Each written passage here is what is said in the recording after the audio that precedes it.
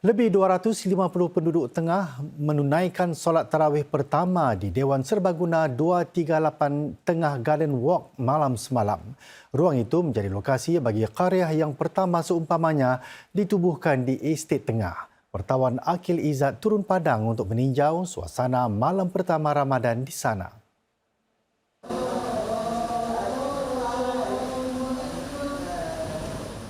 Dengan laungan azan yang bergema, karya di tengah ini menjadi saksi permulaan Ramadan bagi para penduduknya.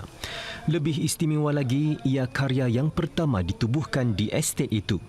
Sejak pukul 8 malam, lebih 250 penduduk sudah mula membanjiri Dewan Serbaguna di 238 Tengah Garden Walk untuk menunaikan solat Isyak dan Tarawih. Penubuhan karya ini amat dialu-alukan para penduduk sehinggakan para relawan perlu menyediakan ruang tambahan di luar dewan ini. Selalunya saya ke masjid. Hari ini berbelah bagi. Saya nak ke Masjid Al-Mukminin. Tapi saya tahu banyak orang kerja keras untuk adakan ni. Jadi saya support.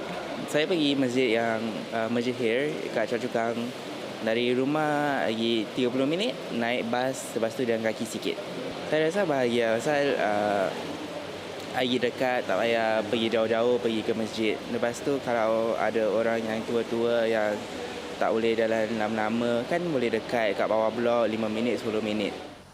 Sesi solat tarawih akan diadakan di karya ini pada 4 malam pertama Ramadan dan kemudian pada hari-hari tertentu.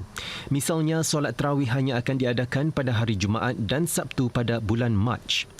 Karya ini dikendalikan oleh Masjid Al-Khair dan pihak masjid berharap dapat mendampingi para penduduk Tengah menerusi inisiatif sebegini sedang masjid baharu dibina di Tengah dan dijadual siap pada awal 2030-an. Masjid sedang menguji pendekatan baharu yang dinamakan Qaryah Kita Tengah, dan ini adalah satu inisiatif yang baru saja bermula tahun ini. Jadi khas untuk membina satu ekosistem di mana kita dapat mendekati dan mengenali keperluan keagamaan para penduduk di Tengah serta membina satu budaya masjid sebelum adanya masjid yang fizikal.